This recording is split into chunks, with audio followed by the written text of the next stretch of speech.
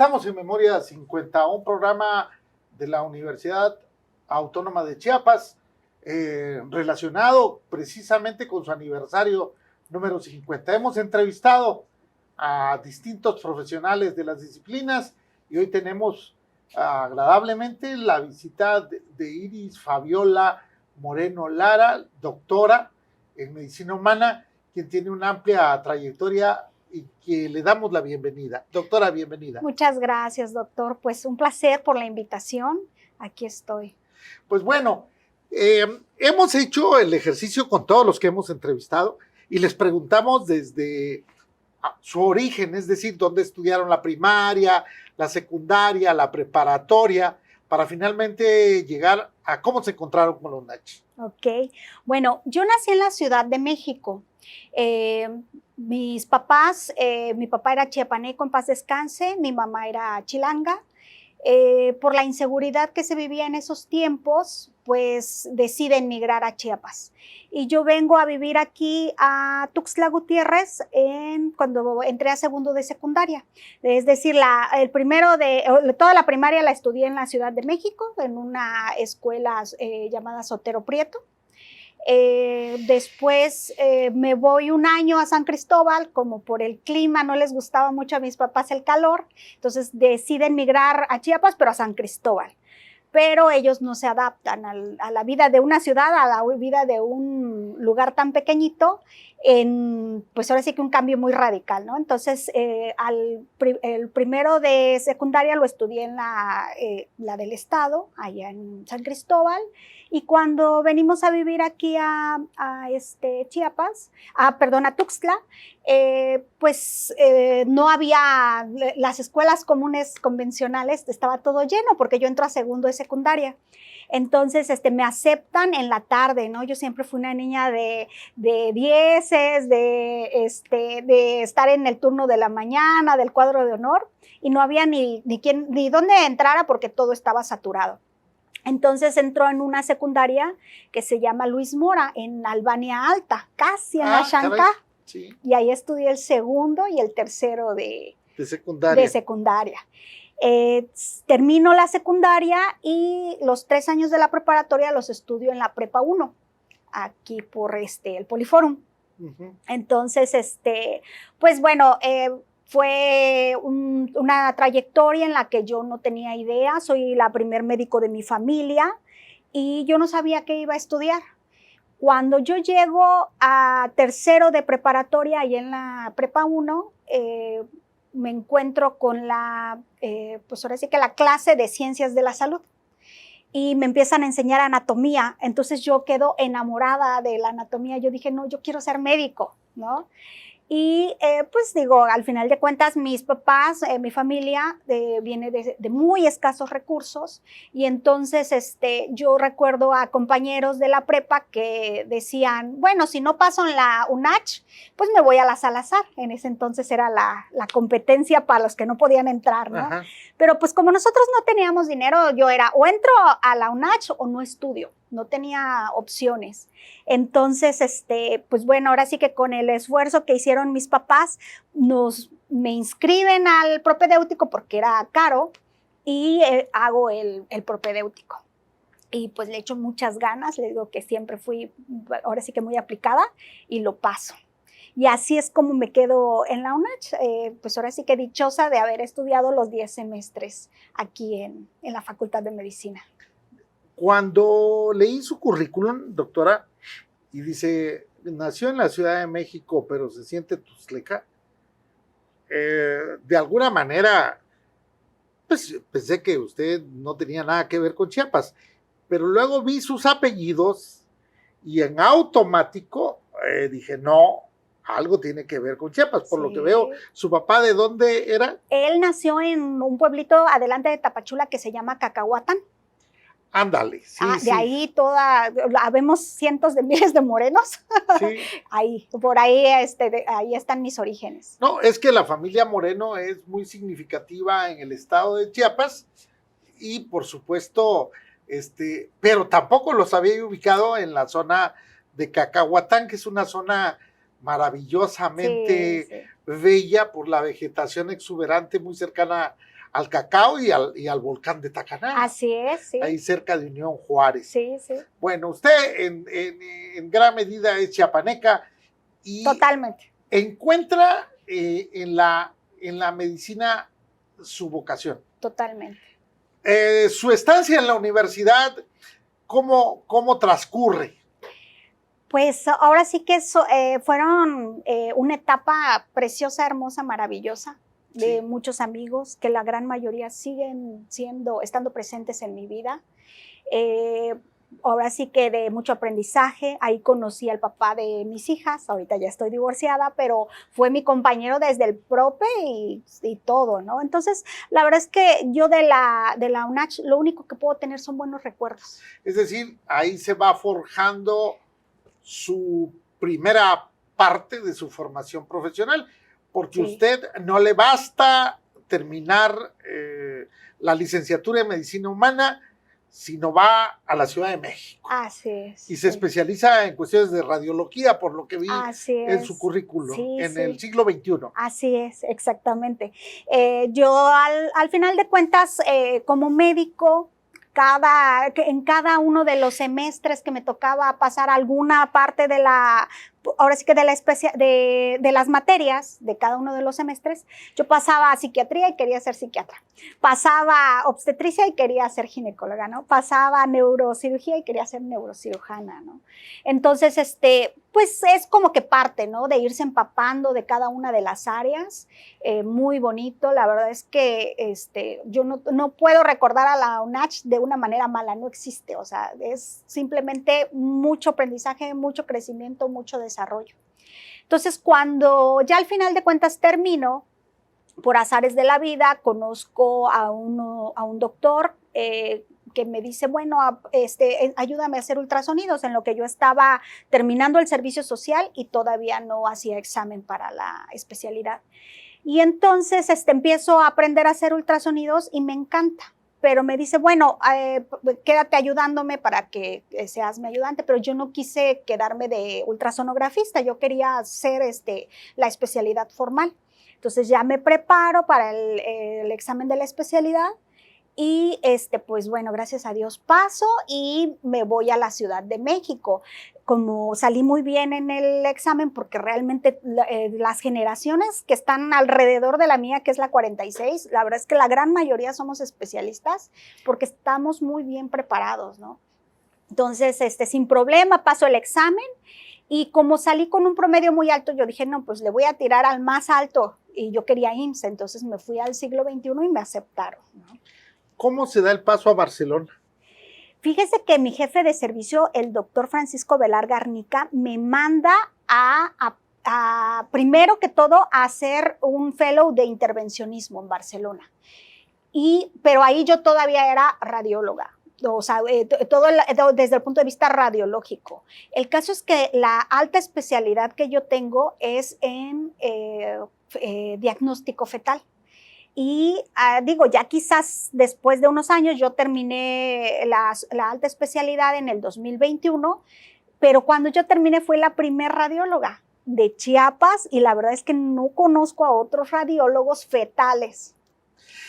Se supone que el hecho, déjeme, yo no soy perito en la materia, sentido común, se supone que la intervención de las herramientas radiológicas para poder determinar en una etapa temprana del desarrollo del ser humano requiere de mayor pericia que la intervención probablemente sí, claro. A cualquier otro diagnóstico ya de alguien que pues ya nació. Que ya nació. Sí, claro. ¿No? Sí.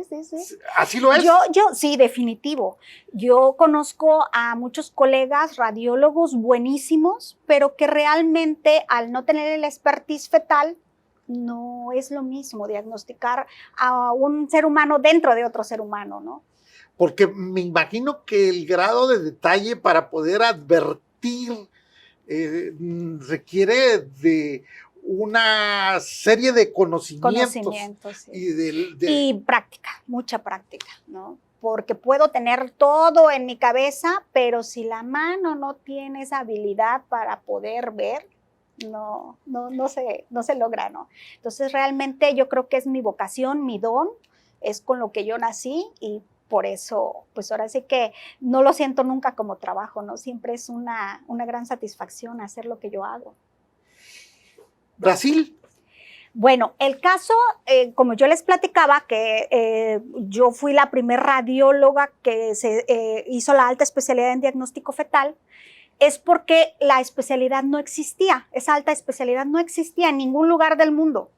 Había la especialidad de ser maternos fetales en ciertos hospitales, pero su rama era la ginecología y obstetricia. O sea, los radiólogos no podían diagnosticar fetos, solamente tendrían que ser los obstetras.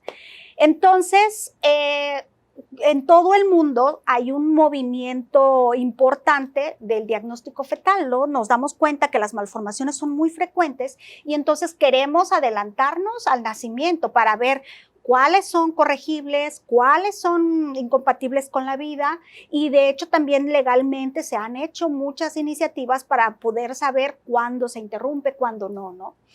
Entonces hay dos grandes vertientes en el mundo del diagnóstico fetal. Uno es Londres, Fetal Medicine Foundation, y los otro es Medicina Fetal Barcelona.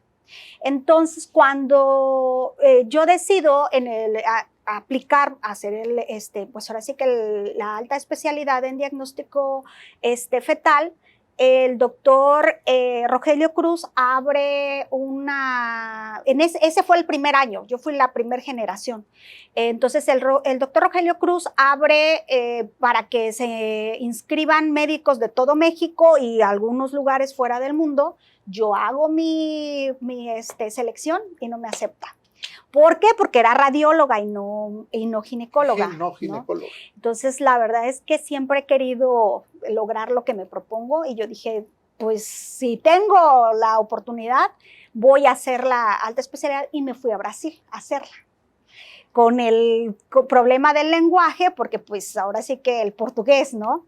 Pero hago la alta especialidad allá, era semipresencial como nos tocó la pandemia, porque fue entre el 19 y el 21, tardó un poquito más de lo debido, pero yo viajaba a Brasilia, ahí era donde estaban los tutores. Y el programa terminaba con los meros, que eran los de Barcelona. Ellos viajaban a las diferentes sedes en el mundo, que todavía continúa, y para graduarnos teníamos que ir a Barcelona al curso de verano, ¿no? Entonces es más o menos un poquito del proceso. Entonces me empapo un poco de la medicina en Brasil, un poco de la medicina en Barcelona, pero ya no del intervencionismo, sino del área fetal, que es lo que a mí me fascina. De alguna manera su carrera le ha permitido viajar, conocer otras culturas, sí, y por supuesto servir, ayudar en el diagnóstico. Entiendo que el radiólogo normalmente juega un papel en los roles de los médicos nada más como un profesional que dictamina y que le proporciona elementos para la toma de decisiones al ginecólogo. Al tratante, ¿no? Al tratante. Sí. Esa ha sido la concepción. Así es, sí. Pero puede ir uno más allá. Creo que siempre se quedan, hay siempre ese porque le pregunta a uno, normalmente cuando uno va de pacientes y le dicen, ¿usted qué ve? Es que no han ido conmigo, ¿no? Sí, yo todos se los explico. De tanto ver, se va desarrollando una suerte de experiencia. Sí. Y ahora, ¿en qué está la doctora? Porque usted es muy joven. Más o menos. Y tiene una trayectoria amplísima, su vida ha sido intensa en el estudio y en el logro de sus metas, por lo que veo en su currículum, doctora. Sí, doctor. Pues mire, gracias a Dios he podido lograr lo que me propongo. Ahorita, cuando tenemos este acercamiento de esta entrevista, que les agradezco muchísimo, resulta que yo me voy a vivir a la ciudad de Querétaro. Tengo 3 meses viviendo allá. Por cuestiones familiares, problemas familiares, yo ya no puedo continuar viviendo aquí en la ciudad de Tuxtla Gutiérrez y prefiero irme con mis 2 hijas. Y entonces allá pues tengo que empezar de cero. Acá yo tengo con el papá de mis hijas un gabinete radiológico que se llama Altaria, pues exitoso, vengo yo a trabajar para ver mis pacientes, para no dejarlos, pero allá empecé a trabajar en un hospital privado, se llama el Hospital Moscati, y pues ahí soy radióloga, pues ahora sí que general, ¿no? Tomografías, resonancias, de todo lo demás. Entonces, a mí me da gusto porque yo ya estaba muy olvidada de ese tema, ¿no? Ya estaba así como que ya lo tenía un poquito perdido. Y entonces lo vuelvo a retomar, la radiología, y una de mis metas a corto plazo es hacer la alta especialidad en resonancia magnética. Allá en la ciudad en Querétaro, en Juriquilla, es la colonia, hay un módulo de la UNAM en donde están haciendo resonancia magnética funcional con equipos de 3 y de 7 Teslas, o sea, son así, wow, en tecnología. Y entonces ahí quiero aprender, digamos, ahora sí que desempolvarme y aprender el manejo de los nuevos equipos, los resonadores. Ahorita que dijo usted desempolvarse, lo que pasa es que yo creo que la tecnología va caminando a pasos agigantados y el gran desafío de los profesionales es no quedar desactualizados, ¿no? Sí, sí. Pero bueno, esto se constituye como una gran oportunidad y como una aventura académica para quienes tienen disciplina en el estudio. ¿Qué tanto hoy en día, usted fue la primera, qué tanto hoy ya las universidades están haciendo ese tipo de alta especialización? Híjole, todavía no está. Aquí en México todavía no lo tenemos. Barcelona ya lo tiene. Se empezó a abrir este año con el doctor Rogelio Cruz y los de Londres, pero todavía no hay ningún egresado, vamos a ver. ¿Qué tanto la gente sabe que es posible? Por ejemplo, ¿hay alguna, ir a pedir un diagnóstico o examen, es una decisión médica o el paciente la puede? Afortunadamente, de las dos maneras. Puede ser que los médicos sí estén familiarizados con que ya tenemos estudios estructurales y cromosómicos muy avanzados para el diagnóstico fetal desde la semana 11 a 14, y puede ser que le digan, todo está muy bien, vete a hacer este ultrasonido con un especialista. Puede ser un materno fetal o puede ser un radiólogo fetal. Pero en el caso de médicos que no están familiarizados, afortunadamente tenemos mucho el internet, y entonces hay pacientes que están embarazadas y dicen, bueno, ¿qué me tengo que hacer por estar embarazada? Se encuentran que lo deben de hacer, buscan quién los hace y se los realiza. Así llegan. De las dos maneras, sí. ¿Es esta suerte de preocupación de que venga bien el bebé? Sí, sí, sí. Aunque no haya ningún antecedente. Aunque no haya, sí, claro. ¿Usted le recomienda a todo mundo? Todos deben de hacerse, toda mujer embarazada, independientemente de su edad, debe de hacerse estos estudios. Por lo menos el cromosómico de la semana 11 a 14 y el estructural entre la semana 18 y 24. ¿Cuál es el cromosómico? Un poquito, explíquemelo así en palabras. Sí, claro. No, fíjese, es algo muy bonito. El bebé más o menos anda midiendo entre 6 y 7 centímetros a esa edad gestacional, y le hacemos una revisión tanto anatómica como de marcadores cromosómicos. Es bien importante hacerla porque nos ayuda a detectar sobre todo los 3 síndromes humanos más frecuentes: Down, Patau y Edwards. Y entonces, si llega a tener uno de esos síndromes, en el caso del síndrome de Down todavía es compatible con la vida. Si una mamá decide tener a su bebé con síndrome de Down, está bien, ¿no? Se han hecho muchos avances. Pero, por ejemplo, en el caso de Patau y Edwards son incompatibles con la vida. Casi siempre se tiene que interrumpir el embarazo cuando los encontramos. En esos casos es una decisión clínica que se recomienda y está exenta de acuerdo con la ley. Así porque es. En esos casos la interrupción del embarazo es permitida. Es legal. La otra cabe dentro del ámbito de la decisión. Sí, claro, porque hay pacientes, hay papás que dicen, yo voy a esperar hasta que el curso de la enfermedad lleve a fallecer a mi bebé. Y a veces fallecen a los 5 meses o más avanzado o al nacer, y ya no pueden continuar, y ellos no interrumpieron, simplemente era el curso natural que falleciera. ¿Qué tanto se han agudizado ese tipo de problemas en los tiempos actuales? Pues siempre ha existido. Si hablamos de estadísticas, en el caso de síndrome de Down, que es lo más común, se supone que por cada 10,000 pacientes vamos a encontrar 200 bebés con síndrome de Down. Entonces, cuando nosotros hemos estudiado que es más común en mujeres mayores de 35 años. Entonces, si yo tomo un grupo poblacional de esas 100 mujeres y solamente le hago estudio a las que sean mayores de 35, voy a encontrar pues una cantidad, un 5% de bebés con síndrome de Down. Y el otro gran grupo está entre las que deben de tener bebés sanos, normales. Entonces, por eso se han desarrollado este tipo de estudios para hacer tamizaje. Tamizaje quiere decir, yo no tengo nada, no hay nada malo en mí, pero yo me hago el estudio para ver si salgo bien o salgo mal. Y entonces se hace ese tamizaje y ahí es donde con los estudios que yo hago le sumamos un 80% al diagnóstico, entonces ya tenemos un 85%, ¿sí? Las 5 que me salieron del principio por edad, más el otro 80%.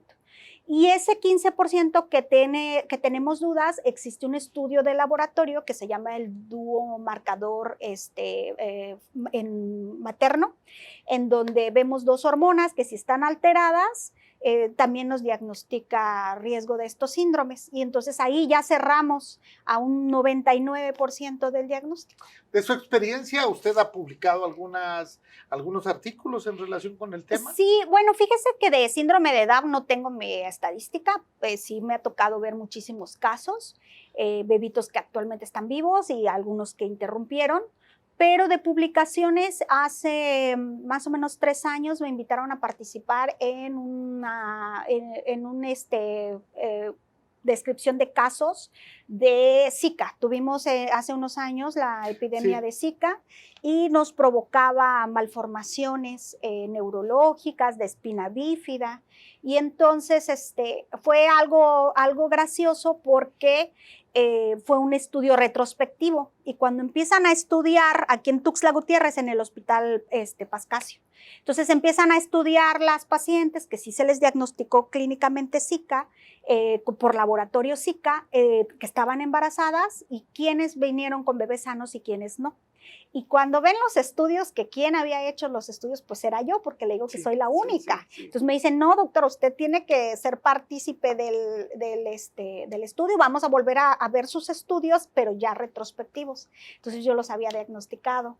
La persona que, el titular es un epidemiólogo que está en la Ciudad de México y pues sí lo publicamos en una revista. Excelente. Ahora bien, en relación a la inteligencia artificial, ¿qué impacto ha tenido la inteligencia artificial en el ámbito de la actividad radiológica? Fíjese que ya existe, obviamente, por ejemplo, aquí en la ciudad, en Tuxtla, pues hasta ahorita no hay ningún centro radiológico que la use, ¿no? Sí. Yo llego al hospital de Querétaro, al Moscati, y hay a prueba una tecnología hindú de interpretación de estudios radiológicos. Y está en proceso. En proceso todavía de validación. Todavía de validación. Hay otras universidades que ya tienen un poquito más de desarrollo, un poco más de experiencia, y entonces van más adelantados. Pero hasta ahorita, el día de hoy, no existe que la inteligencia artificial interprete en lugar de un radiólogo.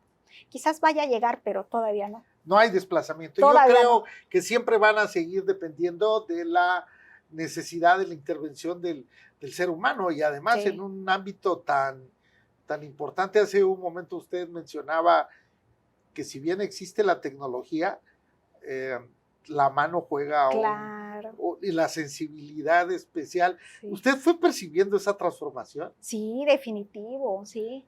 Y de hecho, como ahorita le platico, en donde estoy trabajando no estoy haciendo mi área fetal, entonces vengo aquí a hacerla.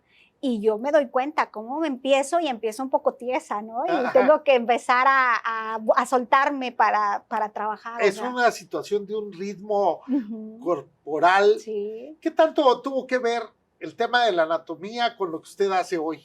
Pues es totalmente al 100%. Yo creo que de los médicos que más sabemos anatomía somos los radiólogos.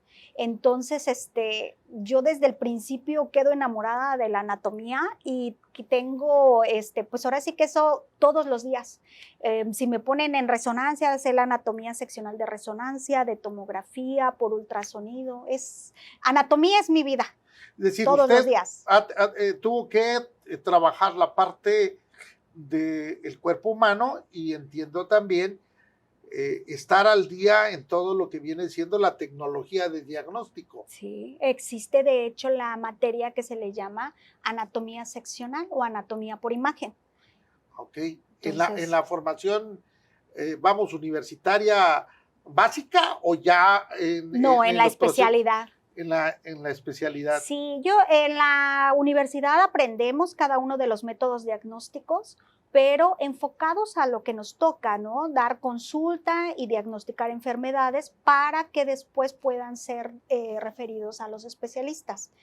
Cuando ya nos toca ser especialistas, ahí sí tenemos que tener, si tengo urólogos, pues voy a saber más de diagnóstico de urología. Si estoy con neurocirujanos, de su área, ¿no? Entonces, todo lo tenemos que manejar los radiólogos, ¿no? No nos quedamos atrás en ninguna área y por eso fetal estaba tan atrasado, porque los radiólogos le cedieron ese espacio a los ginecólogos.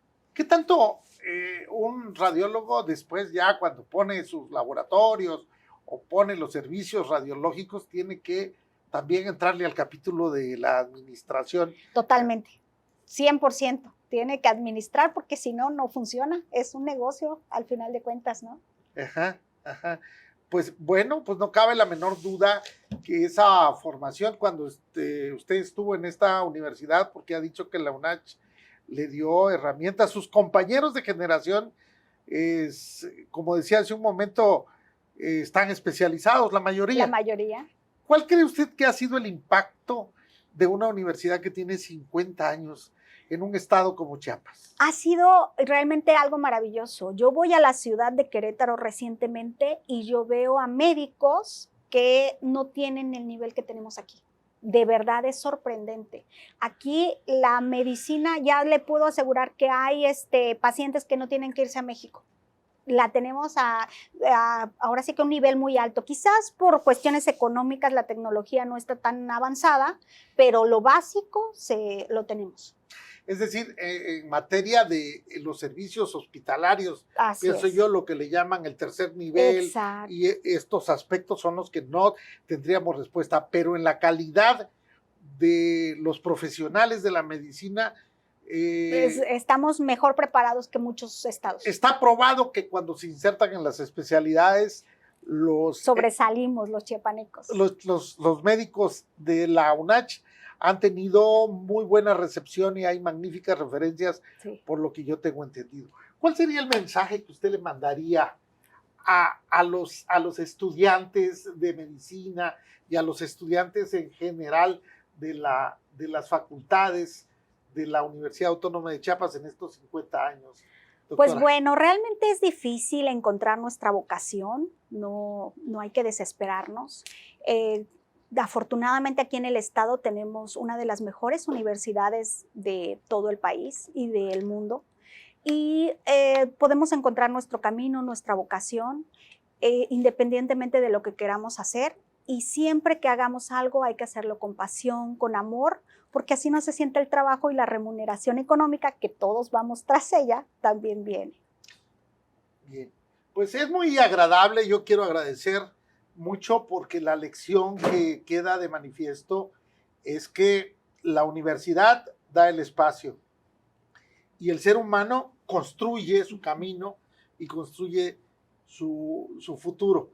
Un testimonio más para Memoria 50 es el de la doctora Iris Fabiola Moreno Lara. Muchas gracias, doctora. Muchas gracias, doctor. Muchas gracias. Y felicidades y mucho éxito en Querétaro. Muchas gracias, doctor. Que hasta allá también llega la conciencia de la necesidad de servir. Así es.